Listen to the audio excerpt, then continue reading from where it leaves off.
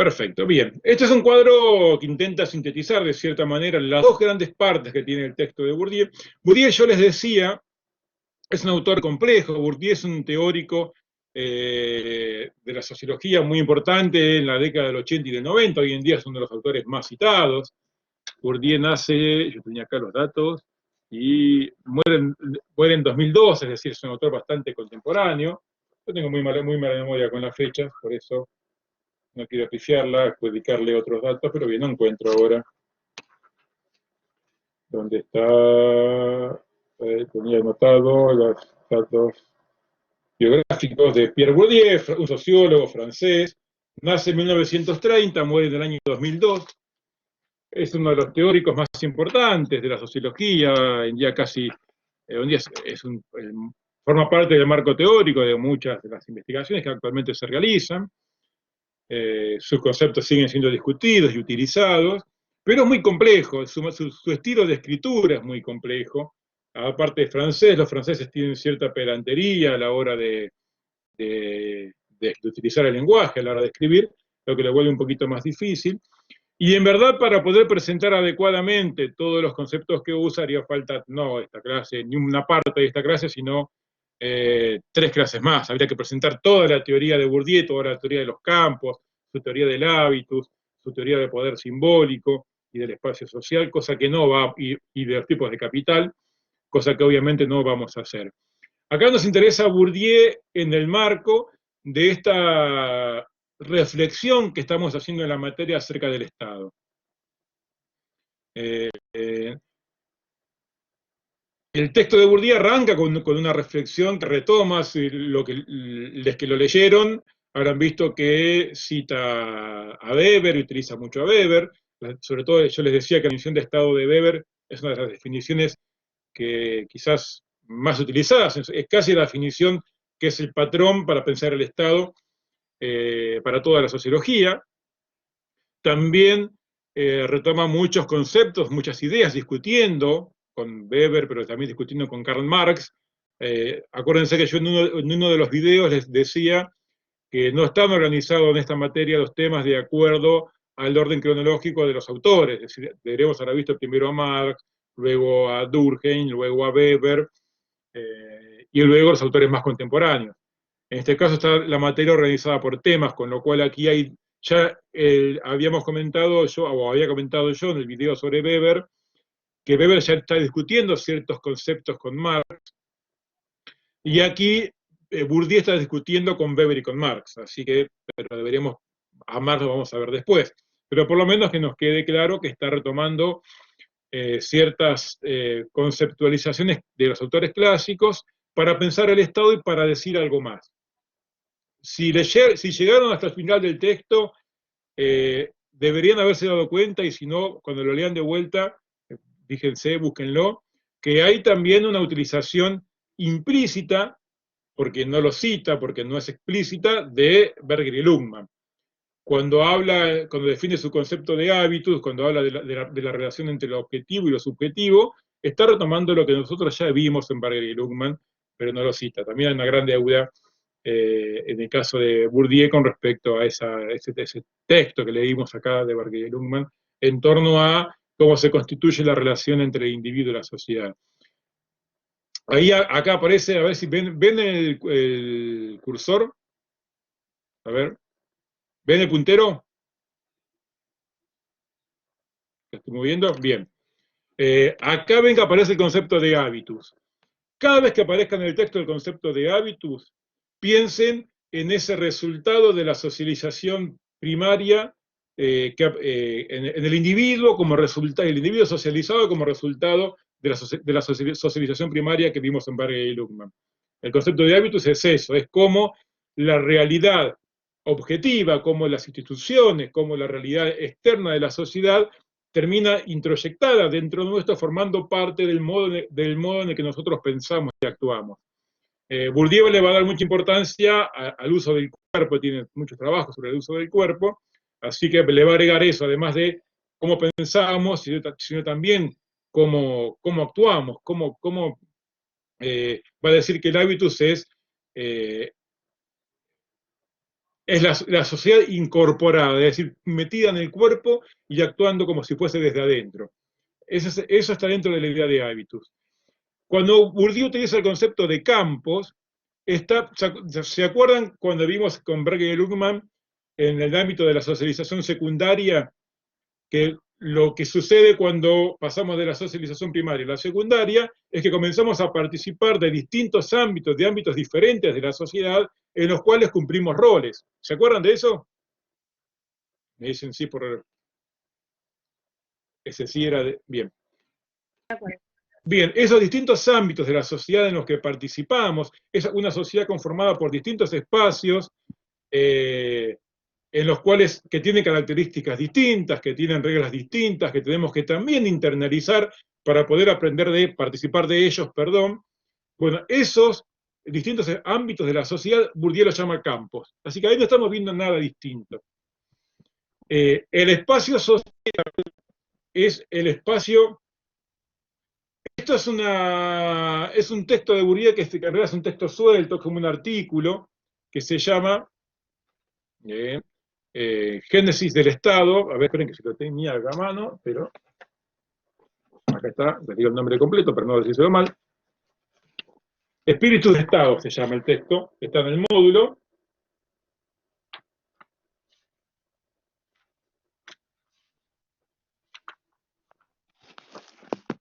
Lo estoy buscando para leer. Génesis y estructura del campo burocrático. Espíritus de Estado, Génesis y estructura del campo burocrático. Es un artículo que ahí en el módulo les dice, apareció originalmente en una revista de investigación en 1993.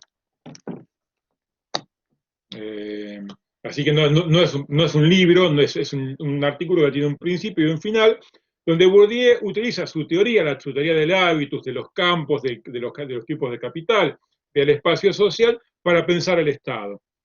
Por eso es que nos interesa en el marco de esta reflexión que estamos teniendo sobre el Estado. Decía entonces, el espacio social, la sociedad para Bourdieu, la define como un espacio social en el cual los individuos participamos de distintos campos, ocupando distintas posiciones, y de acuerdo a la posición que ocupemos en cada uno de los campos, y de acuerdo al tipo, a cómo esté conformado nuestro capital global, ahora voy a contar un poquito qué es el concepto de capital de Bourdieu, todo esto para presentar luego lo que va a ser el desarrollo del texto, ¿no? De acuerdo a la cantidad y tipo de capital que tengamos, de acuerdo al lugar que ocupemos en los distintos campos, de acuerdo a cómo esté conformada nuestra personalidad, nuestro hábitus, que tiene un componente incorporado en la socialización primaria, y otro componente que Bourdieu habla de hábitus primarios y hábitus secundarios, es decir, es lo mismo que Berger y Luhmann. De acuerdo a lo que incorporamos en la primera infancia y lo que fuimos agregando después, podemos ir cambiando nuestros hábitos, es decir, nuestra identidad, nuestra forma de comportarnos, pero eso implica también incorporar ciertos tipos de capital. Y de acuerdo, ahora voy a contar que rapidito qué es capital, de acuerdo a cómo esté conformado nuestro capital individual, cuál sea nuestra posición en los campos, al hábitus primario que tengamos y los hábitus secundarios que hayamos incorporado, vamos a ocupar distintas posiciones en el espacio social. El espacio social es un espacio en el cual todos estamos diferenciados justamente por el tipo de capital, por el lugar en el campus, en el campo, perdón, en los campos que participamos, estamos diferenciados por los hábitus, pero sin embargo, ¿cuál es la idea de la teoría del espacio social de Bourdieu? Que la gente que los individuos que ocupan posiciones similares en el espacio social, es decir, que tienen similares tipos de capital, que ocupan espacios similares en los campos, que tienen hábitos similares, se comportan de manera distinta y, por ejemplo, votan a los mismos partidos políticos. No voy a desarrollar todo esto, haría falta 3 clases más, solamente porque son conceptos que aparecen ahí, para que tengan una idea de qué está hablando Bourdieu. ¿Qué es el capital para Bourdieu? Todos conocen lo que es el capital económico, ¿no? ¿Qué es el capital? ¿Cómo se mide el capital económico? Les pregunto, a ver, tírenmelo por el chat o oralmente, como quieran. por el micrófono. Yo les digo capital económico, ¿en qué piensan automáticamente? Plata, exactamente, guita, ingresos materiales, recursos, dinero. Eso es el concepto de capital económico. Bourdieu lo toma de Marx. Es eso, es decir, todos tenemos, ya sea en la familia en la que nacemos, y luego vamos, ya sea que ascendamos o descendamos en nivel de ingresos, todos tenemos un cierto capital económico. Eso está claro para todos, no hace falta explicar mucho, ¿no? Y que de acuerdo al capital económico que tengamos, estamos habilitados a hacer o impedidos de hacer ciertas cosas. Capital, entonces, es una medida de la capacidad de actuar, de la capacidad de hacer ciertas cosas. Con capital económico puedo comprarme un auto, puedo comprármelo. Mis padres me mandan a una escuela privada con doble turno, bilingüe, o voy a una escuela estatal del barrio, sin tener el acceso a esas diferenciaciones que exactamente. Lo que Bourdieu agrega, cuanto más capital tengas, es como una medida de poder. En este caso sería del poder económico. El dinero es una medida de poder económico que cada uno tiene. A esa noción clásica de la economía y de la teoría económica y también sociológica de Marx, del capital económico, Bourdieu le agrega que hay otros tipos de capitales en la sociedad. Por ejemplo, el capital cultural. El capital cultural no se puede medir, cuantificar, porque no se mide en dinero, pero se mide sí en, por ejemplo, el acceso que uno haya tenido en esa primera socialización a contenidos del ámbito de la cultura. Por ejemplo, el acceso a tener libros en su casa, o a escuchar más variedad de música, por ejemplo, o a tener mayor información sobre aspectos de la vida cultural. En el caso nuestro, por ejemplo, en el CBC, es una gran medida de capital cultural, porque el CBC, en toda universidad, toda institución universitaria, pero sé qué pasa cuando cuando ustedes empiezan el CBC sin haber tenido en sus casas.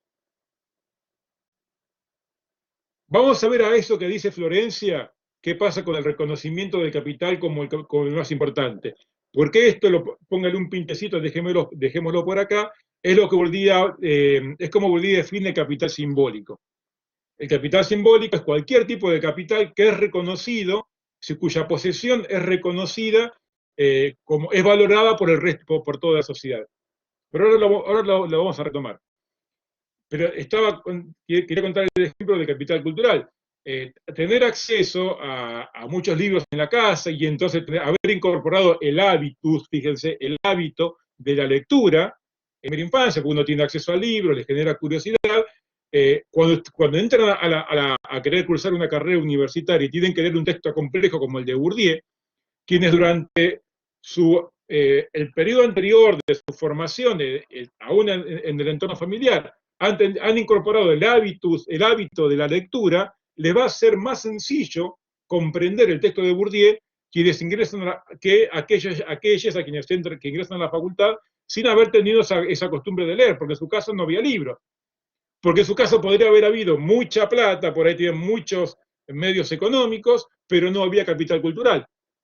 Y entonces, en el ámbito académico, en el ámbito universitario, está más valorado el capital cultural que el capital económico. ¿Se entiende la diferencia? O quien quiera hacer una carrera artística. El capital cultural es mayor capacidad de interactuar con los artefactos culturales, que pueden ser libros, puede ser, por ejemplo, alguien que quiere... ¿Cómo? Bueno, ahora voy a eso, lo de la escritura, a eso todavía no llegamos. Por ejemplo, que está hablando del capital. Alguien que de repente a cualquiera de nosotros se le ocurre estudiar, que quiere aprender a tocar la guitarra, quiere estudiar música. Un hijo de padres músicos, y cuando vamos juntos, no sé, con la misma edad, a estudiar música, le va a ser mucho más fácil, va a tener el oído mucho más entrenado, habilidades ya incorporadas en el cuerpo. Bourdieu dice que el hábitus es capital incorporado. decir, cosa que ya llevamos adentro del cuerpo, y cómo puede ser que si los dos empezamos juntos ese curso de guitarra o de violín o de piano, el hijo de músico le es mucho más fácil. ¿Por qué? Porque ya tiene desde la cuna capital cultural que yo no he tenido, que es una habituación a la relación con la música. Y lo mismo en cualquier ámbito de la cultura. ¿Se entiende que la lógica, cuál es el capital cultural? Y entonces dice Bourdieu, porque Bourdieu ha sido un gran teórico de las instituciones educativas. Su obra La Distinción trabaja justamente como lo que hace la escuela es reforzar, la escuela se construye con una idea igualadora, que en teoría la función que cumple es para nivelar e igualar la escuela pública y laica a todos los miembros de la sociedad. Sin embargo, lo que hace la escuela en la práctica es reforzar las distinciones sociales, las distinciones de clase. ¿Por qué? Porque las maestras suelen ser de clase media, tienen incorporado el hábitus de clase media y avalan y valoran como positivo, y ahí está el concepto de capital simbólico, los hábitus y los capitales culturales de los sectores medios y altos, y rechazan y desprecian los hábitus de clase baja. Es un chico que va a la escuela y que, pensemos una escuela pública, puede ser porteña o puede ser o francesa, que es el caso de Bourdieu, que va a la escuela y habla con el mismo acento que la maestra y usa las palabras que a la maestra le gusta, porque en su casa se habla así, y eso es capital cultural. Y eso es hábitus también, porque lo lleva incorporado en el cuerpo. Esa maestra, cada vez que ese chico participa, lo felicita y le dice que está todo bien. Cuando un chico de clase baja, que tiene otra manera de hablar, que utiliza otro léxico, que tiene incluso un acento distinto, acá pensemos un chico del interior o de provincias o de un pueblo originario, con una maestra porteña de clase media, es el mismo ejemplo. Cada vez que el chico habla, la maestra lo reprende, le dice que así no se habla, que así no se pronuncia, que hable bien, lo hace callar o lo reta. Lo que hace la escuela, dice Bourdieu, es reforzar las distinciones establecidas ya en el espacio social. La escuela no iguala nada, la escuela refuerza distinciones.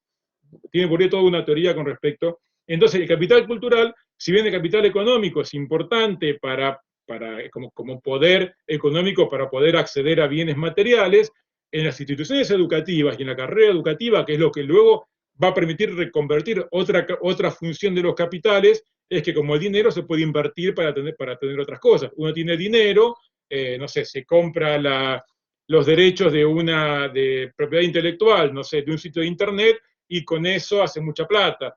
O se compra, bueno, ahora con este contexto de la pandemia no, pero se compran máquinas, alquila un galpón, pone una fábrica y comienza a ganar más plata. O un comercio. Uno puede reconvertir, invertir su capital económico. De la misma manera, uno invierte su capital cultural. Uno puede, por ejemplo, con plata, comprar libros y transformar el capital económico en capital cultural. Compro libros, los leo, aprendo cosas que no sabía, entonces incrementé mi capital cultural invirtiendo capital económico. O al inverso, uno tiene capital cultural, le es más fácil ir a la escuela, le es más fácil ir a la universidad, consigue un título con el cual entra a trabajar en un puesto alto en una empresa y entonces convierte su capital cultural en capital económico. Mientras que aquel que no tiene capital cultural, ese recorrido se lo hace mucho más difícil.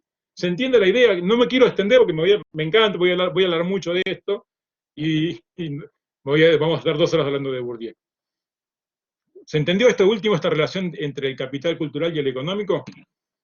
Lo que dice Bourdieu es que para entender cómo funciona la sociedad no alcanza a compensar solamente en el capital económico como el marxismo o como los economistas. Hay que incorporarle la idea de capital cultural, que es también un sistema de distinción, así como hay clases que se diferencian por lo económico, hay niveles de estatus que se diferencian por la cultura.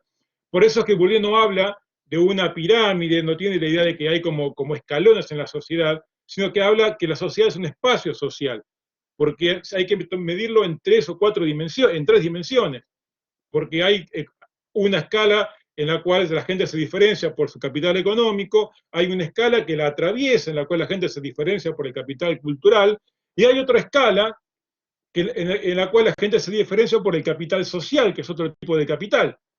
El capital social es básicamente las relaciones que uno tiene, a las que uno accede desde su primera infancia y la que va construyendo. Conocer gente, amigas en las redes sociales que pueden apoyar por ejemplo, entonces uno reconvierte capital social en capital económico.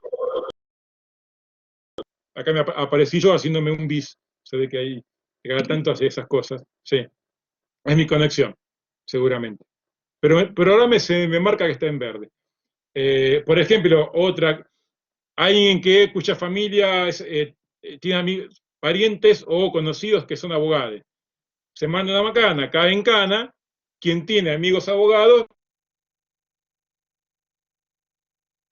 eso es otra posición de capital económico, habilita ciertas posibilidades, perdón, capital social. La posición de capital social habilita ciertas posibilidades. Uno puede, gracias a la recomendación de un amigo o del padre, ¿se sigue cortando?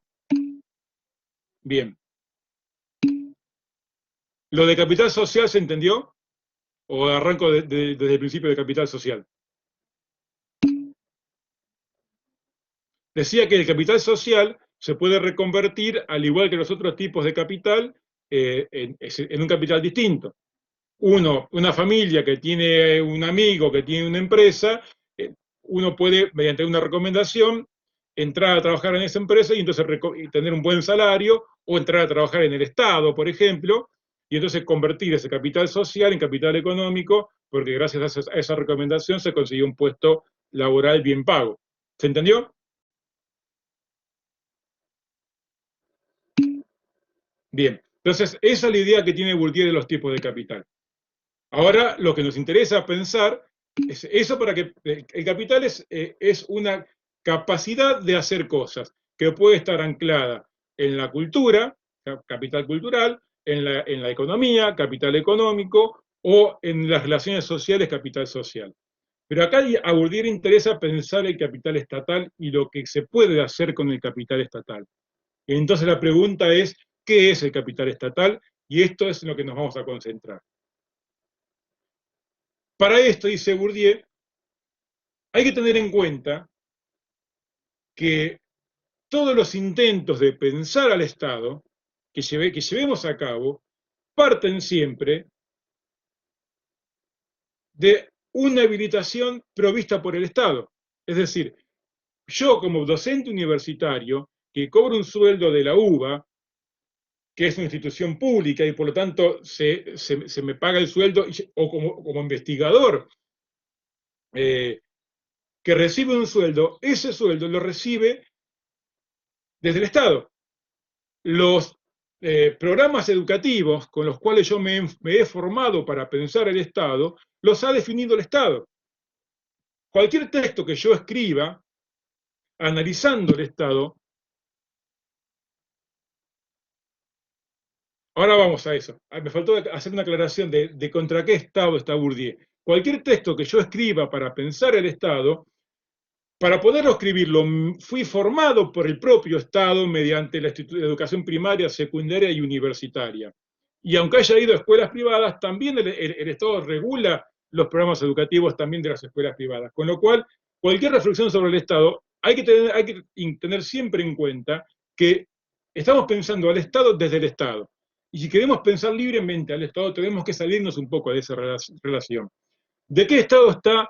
Este texto Bourdieu lo escribe en la década del 90, pero toda la reflexión de Bourdieu en torno al Estado gira en torno a ese Estado social, ¿se acuerdan que vimos en el texto de Mancebo? A ese Estado omnipresente, a ese Estado que aparecía sobre todo en Francia con una importancia muy grande, como un aspecto de control de toda la sociedad. Bourdieu es un pensador, no es marxista, porque es crítico del marxismo, pero es un pensador crítico de la sociedad.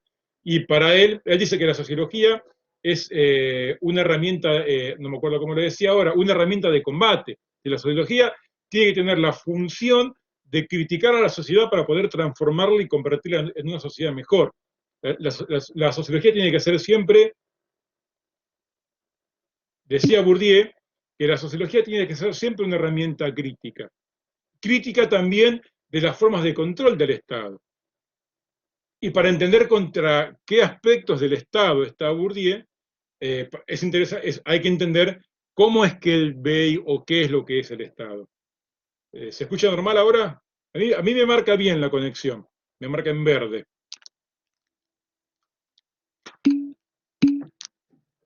Bien, bien, perfecto. Entonces, lo que dice Bourdieu, al Estado siempre lo pensamos desde el Estado. Ahora, si queremos pensar al Estado, corriéndonos de ese lugar en el cual el Estado nos condiciona el modo de pensar, ¿qué es lo que tenemos que hacer? ¿Se acuerdan lo que decía Ray Mills o lo que decía Vincent Marqués? Que tenía que hacer la sociología.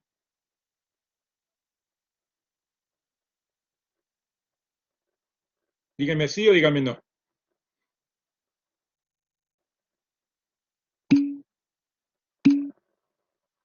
Díganme no, así sigo, así no. No, no. No.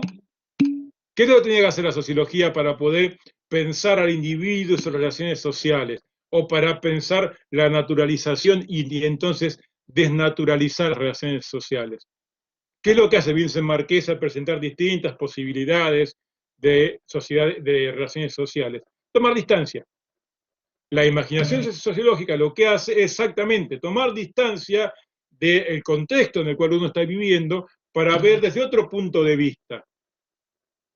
Lo que tiene que hacer la sociología es construir, y por eso habla de imaginación sociológica, un punto de vista que le permita comprender la relación entre la biografía y la historia, entre el presente en el que vivo, el modo en el que llegué a este presente y cuáles son el sistema de relaciones más amplio. Lo que decía recién es que lo que tiene que hacer la sociología es tomar distancia de los fenómenos de la vida, de la vida cotidiana para poder comprenderla. Y eso es lo que Bourdieu hace con el Estado. ¿Se entendió ahora? Para poder, ya que estamos inmersos en el Estado, para comprender lo que el Estado es y cómo el Estado nos domina, tenemos que corrernos un poco, tomar distancia de ese Estado tal y como existe ahora. ¿Y cómo podemos tomar distancia del Estado tal y como existe ahora? Yendo a mirar cómo era la sociedad cuando no existía el Estado, yendo a observar la génesis del Estado. ¿Se entendió? Y cómo el Estado llega a ser. Ahora sí, Celeste.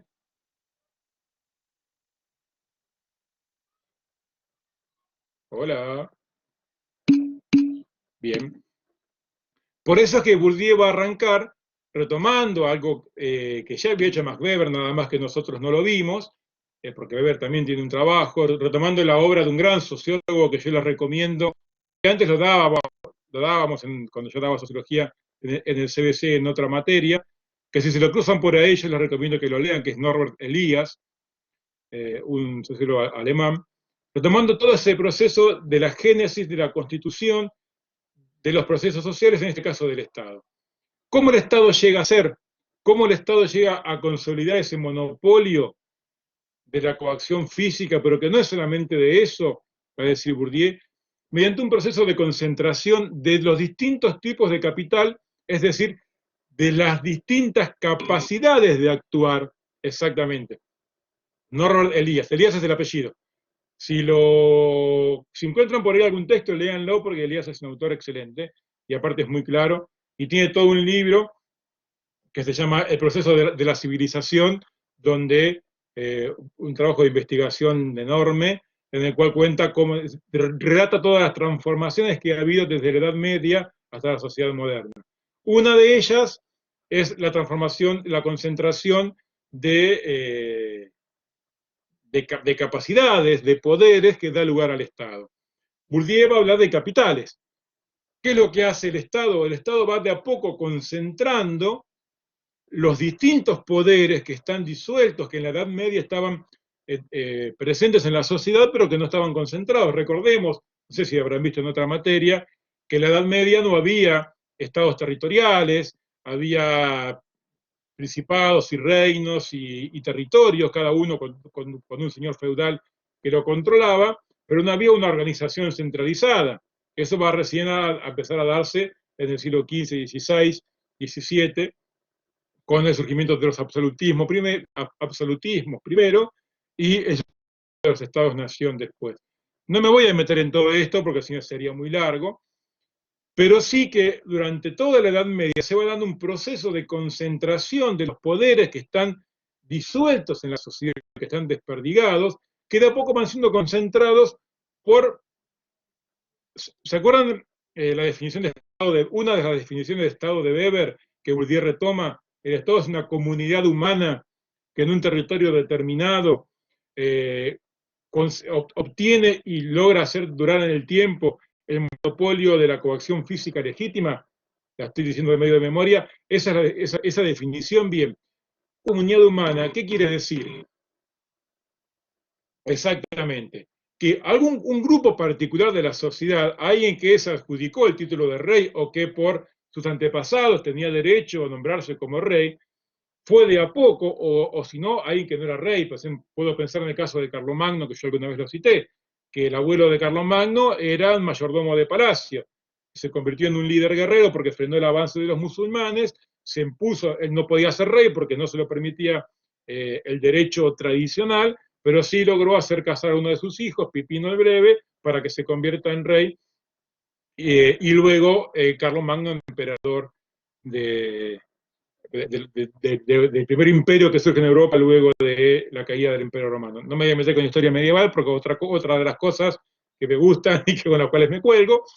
Pero bien, lo que decía es que algún poder, cualquiera, alguna comunidad, una asociación, un príncipe asociado a algunos nobles, va primero conquistando la capacidad, va venciendo a sus rivales, ocupando, ampliando el territorio, va estableciendo ciertos límites territoriales mediante derrota y conquista, mediante enfrentarse. Eso es un proceso que cuenta muy bien Norbert Elias, como del enfrentamiento centrífugo, dice, centrípeto entre los nobles, hasta que se van enfrentando porque el poder de la nobleza en Edad Media dependía de tener territorio. Más poderoso era quien tenía más territorio. Con lo cual, la ambición, pero también el instinto de protección de los nobles era conservar el propio territorio y si era posible ampliarlo, porque además más rico se era cuando se tenía más tierra, más campesinos para que trabajaran la tierra, se podían obtener más recursos, se podían armar más ejércitos, con lo cual la posesión de tierra era esencial en la Edad Media. Y entonces todas las luchas eran por conquistar la tierra ajena, ya sea al interior de Europa o afuera de Europa. Eso es todo un proceso que lleva a que los nobles se enfrenten entre sí hasta que alguno va ganando. Uno le gana a dos o tres, amplía su territorio, se vuelve más poderoso, arma un ejército más grande, va venciendo a los que están alrededor. Así, por ejemplo, el caso de Prusia, que unifica a Alemania, que yo conté, creo que como inicio de la clase de Weber. No me voy a meter con esto porque otra vez me estoy enroscando, pero piensen que este proceso se va dando durante toda la Edad Media y va surgiendo un poder particular que al derrotar a los otros va monopolizando, porque al derrotar a los otros nobles los desarma y con eso arma su propio ejército, que se vuelve más poderoso, va quitándole poder a sus rivales, se va enfrentando a sus rivales, los vence, les quita poder y va consolidando un monopolio de la coacción física legítima, de la coacción física que luego se va a volver legítima, ya sea por tradición o por la elaboración de todo un aparato legal. Pero ese monopolio de la coacción física surge primero como resultado de conquista, como resultado de violencia, como resultado de la lucha. Y eso es lo que Bourdieu quiere contar. ¿Me siguen hasta acá? No es muy difícil, pensemos en Game of Thrones si quieren, ¿sí? Como un determinado sector de nobles se enfrenta a los demás, los vence, o también por conquista externa. Pensemos en el caso de la princesa de los dragones, es como Khaleesi, exactamente, viene de afuera, pero a los Targaryen habían consolidado su poder en esa guerra que se cuenta, en la cual se había vencido a los otros nobles.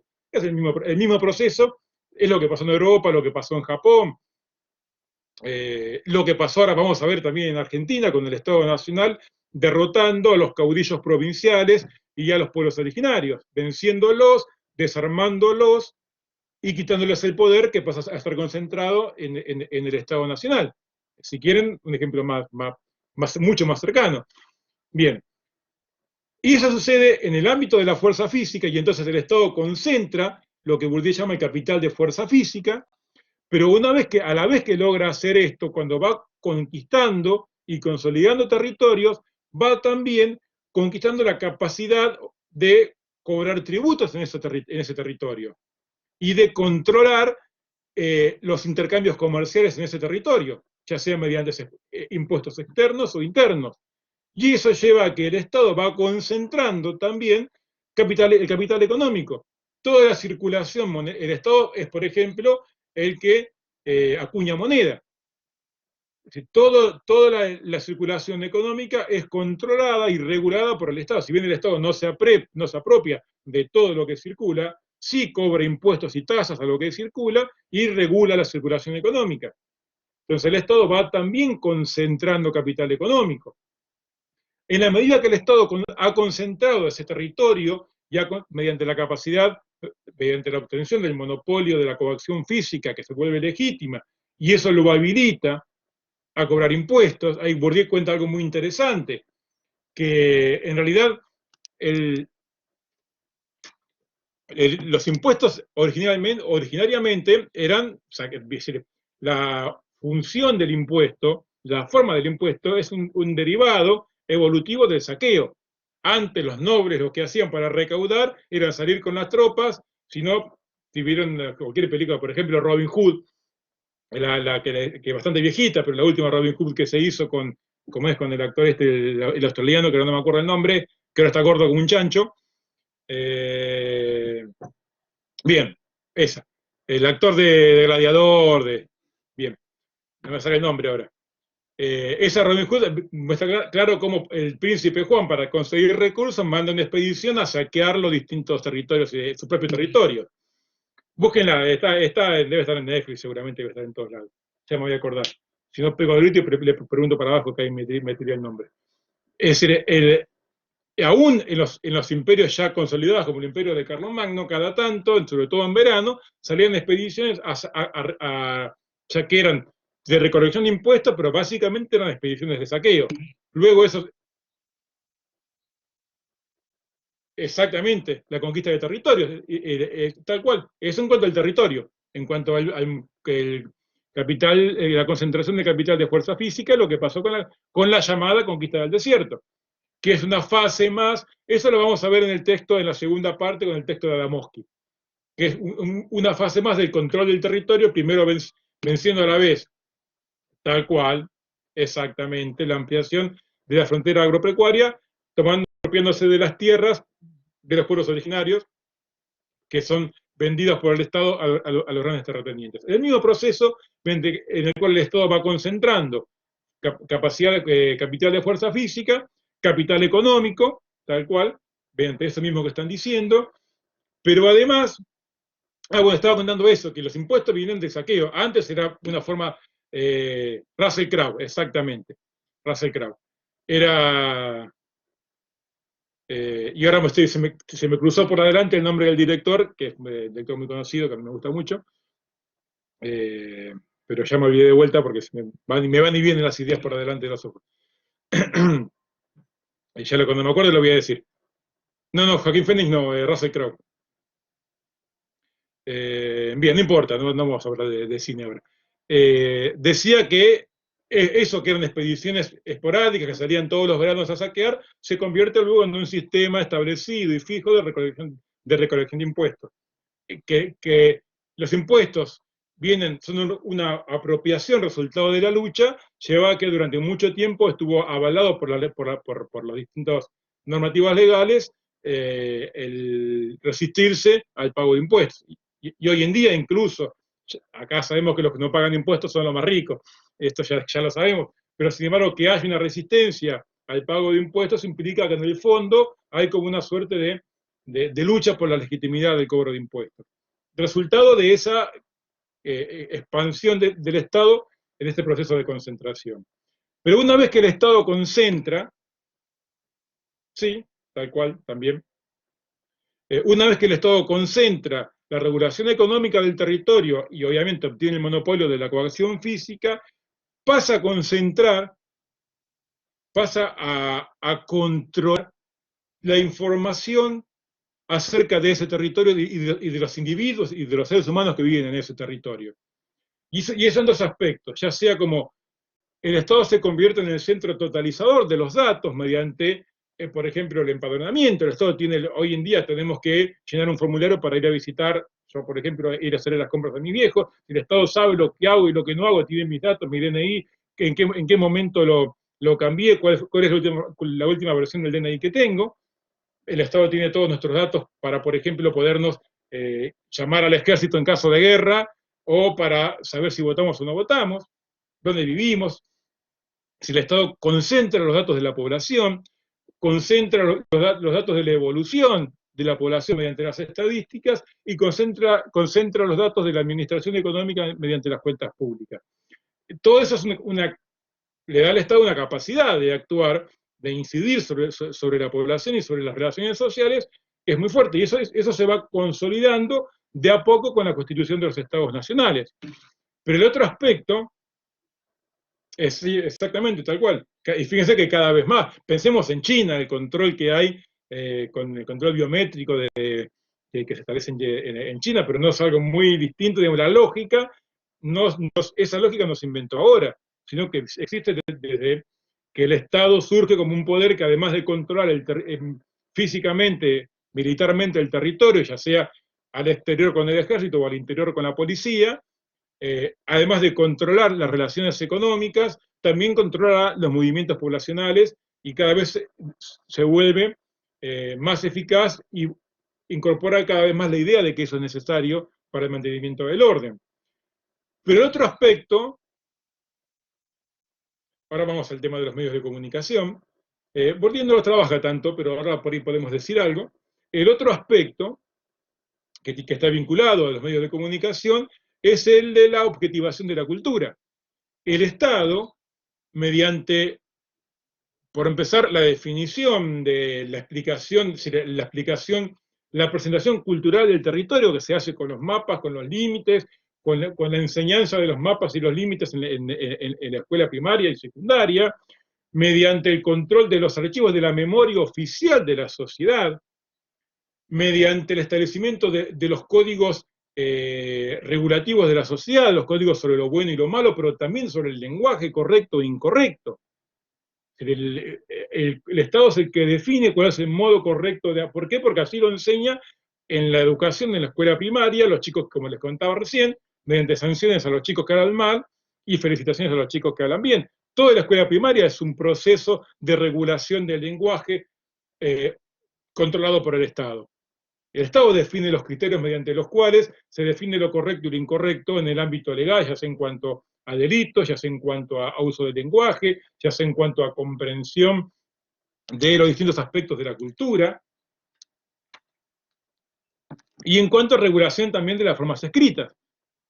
La habilitación de qué modo es correcto escribir para, por ejemplo, ustedes no pueden escribir de cualquier... Ahora la UBA habilitó el uso del lenguaje inclusivo en los textos académicos, pero hasta hace 2 años, si ustedes se entregaban un parcial en inclusive, iba a ser rechazado, hasta hoy en día muchos profesores pueden llegar a hacerlo, a pesar de que la UBA ahora lo habilita. Es decir, hay una regulación incluso hasta que llega hasta el modo en el cual exponemos las ideas por escrito. Es decir, el Estado concentra, ahí donde dice capital informacional, también podemos poner ahí arriba capital cultural.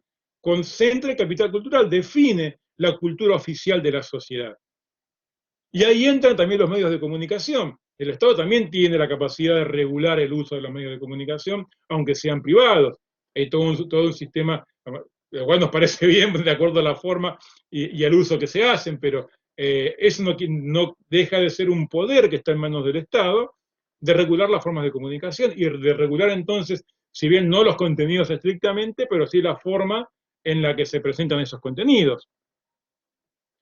Y eso, fíjense, el inmenso poder que con el tiempo se va concentrando en manos del Estado. Otro tipo de capital que Bourdieu dice es parte en cierta medida del capital cultural, pero que también en gran medida constituye el capital simbólico. Ahora vamos a hablar qué es el capital simbólico. Sí, los diseños curriculares, tal cual.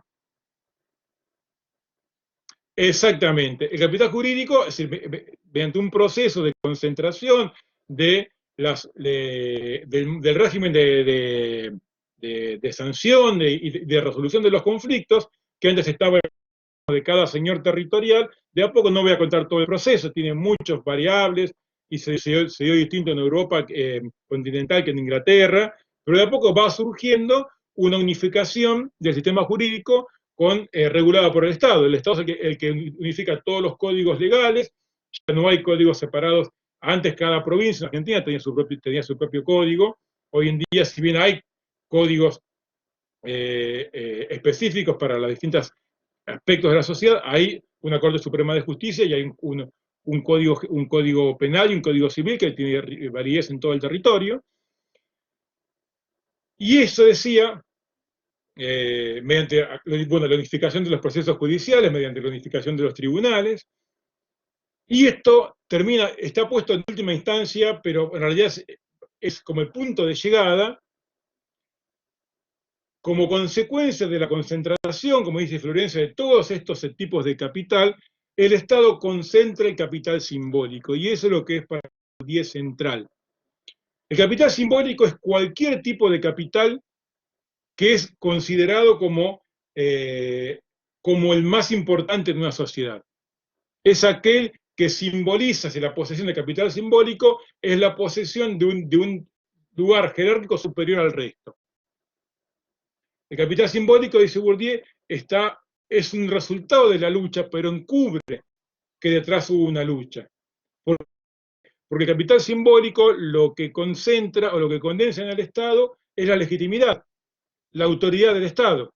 El Estado históricamente se construye mediante un proceso de luchas en el cual va robándole, por decirlo de alguna manera, va absorbiendo, va concentrando los distintos capitales exactamente de la sociedad. Pero una vez que concentra los capitales, se convierte en el único autorizado para definir la realidad.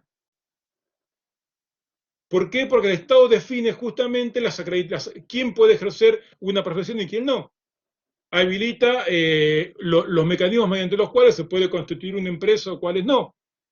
Mediante un régimen de pruebas al cual ustedes van a estar sometidos del 20 al 24 de julio, habilita quiénes pueden seguir una carrera universitaria y quiénes no. Otorga títulos, define, en cierta medida, dice Bourdieu, el Estado asume como un poder divino, porque define quién es y quién no es, define quién es médico y quién no es médico, quién es profesor universitario. Piénsenme a mí, diciendo todo esto mismo parado en una esquina. ¿Quién me va a dar pelota? Nadie. Ahora lo digo yo como docente, vamos a suponer que estoy en el aula, habilitado por el Estado, y ustedes me escuchan. Yo le cuento esto a mi tía Amelia, y mi tía Amelia me dice, decirle a tu marido que se calle la boca, que deja la pavada. Y sin embargo, acá como profesor universitario estoy autorizado y habilitado por el Estado para explicar Bourdieu. Soy el que explica Bourdieu.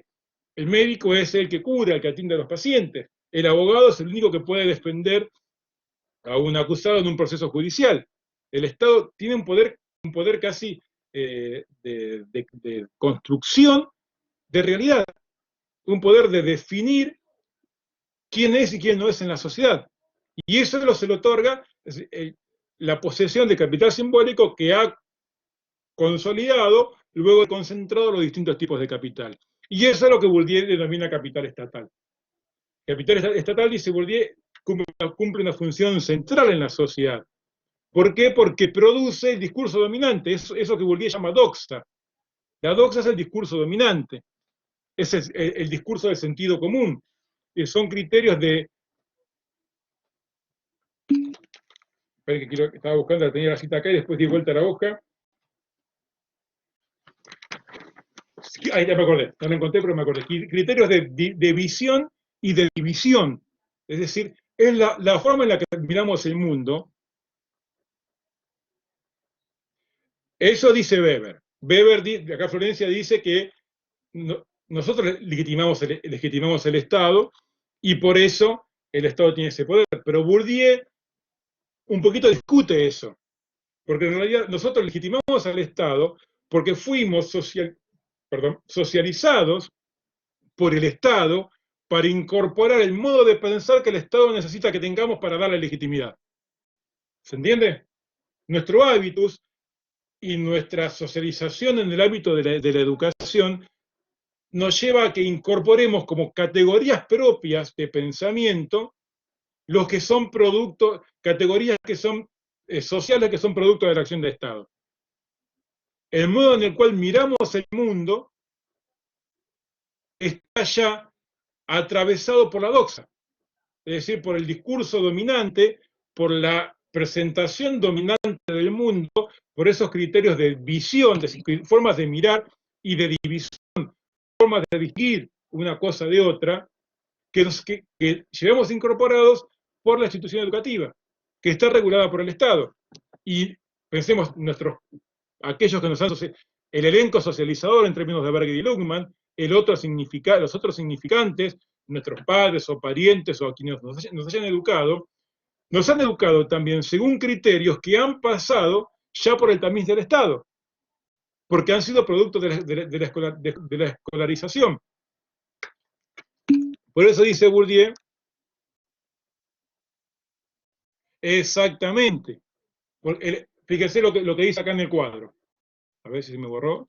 ¿Dónde está el mouse? Acá está. Voy a poner de vuelta. ¿Ven el puntero? El Estado, mediante el capital estatal, produce el discurso dominante y de esa manera también reproduce la dominación. ¿Por qué logra reproducir la dominación? Porque incorpora en las personas, en los hábitos, las categorías de pensamiento, las doxas que otorgan legitimidad, autoridad al Estado. Por eso dice Bourdieu, el capital estatal es un factor decisivo de la construcción de la realidad. Acá fíjense, esto está tal cual como el concepto en Berger y Luhmann. La realidad es una construcción social que se lleva a cabo en gran medida mediante el poder del Estado. El capital estatal también interviene en la relación en la consolidación de los hábitos mediante establecer la situación de clase, porque hay unas rayitas azules acá que no sé qué hacen, no estaban en mi cuadro original, las habré hecho yo. Entre la distribución entre las especies de capital, porque regula la distribución del capital económico, regula también la distribución del capital cultural, define la relación entre los hábitos en el negocio social, porque establece también los modos en el cual funcionan los campos. Es decir, tiene un poder exactamente. El Estado presenta una sola manera de contar la historia. Ahora, lo que dice Bourdieu, nunca debemos olvidar que en realidad esa doxa, ese discurso oficial, es una ortodoxa. Es el discurso de una parte que siempre tiene como contrapartida una heterodoxa, es decir, un discurso al que se le enfrenta. ¿Qué quiere decir con esto? Que la doxa en realidad es el resultado de las luchas.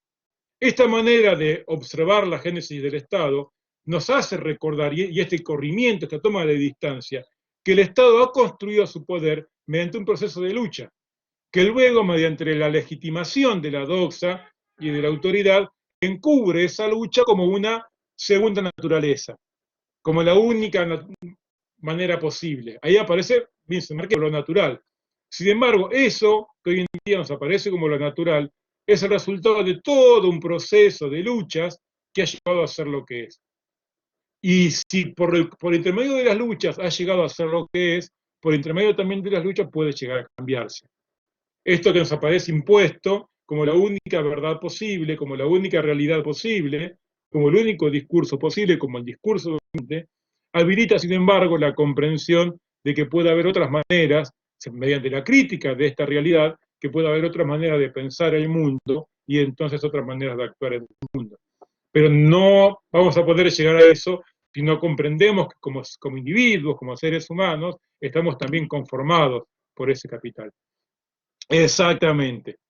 Como en las luchas de los feministas, como de los feminismos, como la lucha por la igualdad de género, surgen como discursos heterodoxos, es decir, críticos de la verdad establecida que la ponen en discusión y que la pueden cambiar. Todo esto que dice Bourdieu sobre el poder del capital estatal no quiere decir exactamente, tal cual. Esa es la potencia de la imaginación sociológica. pensar, tomar distancia, pensar cómo las cosas llegaron a ser, pensar otras alternativas posibles para poder ver cómo aquello que está mal en la realidad se puede llegar a cambiar. Que esa doxa, que ese discurso único, no es el único en realidad. Nos quieren hacer creer que es el único, pero es un discurso enfrentado a otros y en un proceso constante de luchas y de encubrimiento de esas luchas.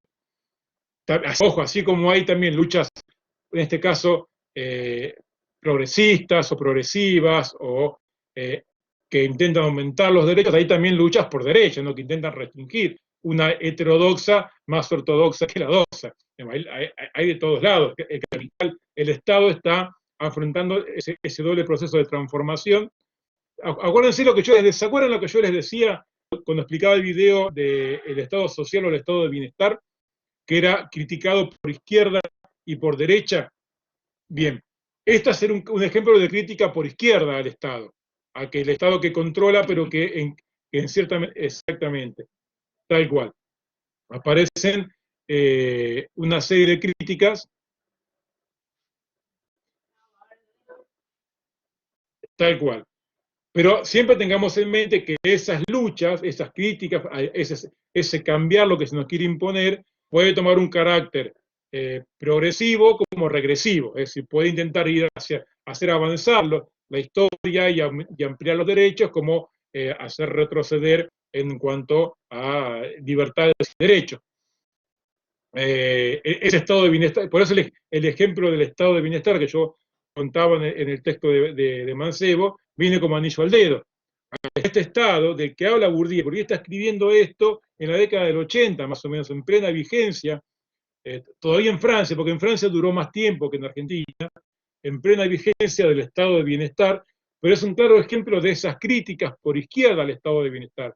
La cuestión que a estas críticas por izquierda también se le suman críticas por derecha, que convirtieron a ese estado no en más, en un agente más no quiero decir libertario, porque no es eso lo que quiero decir, es un agente mayor potencial de expandir las libertades y los derechos, sino que lo hicieron retroceder a un Estado controlado por las clases dominantes. Es decir, el Estado es el foco de esas luchas. Lo que Bourdieu quiere que recordemos es que ese discurso único, y que somos productos de ese discurso único, pero que también tenemos la posibilidad de cambiar.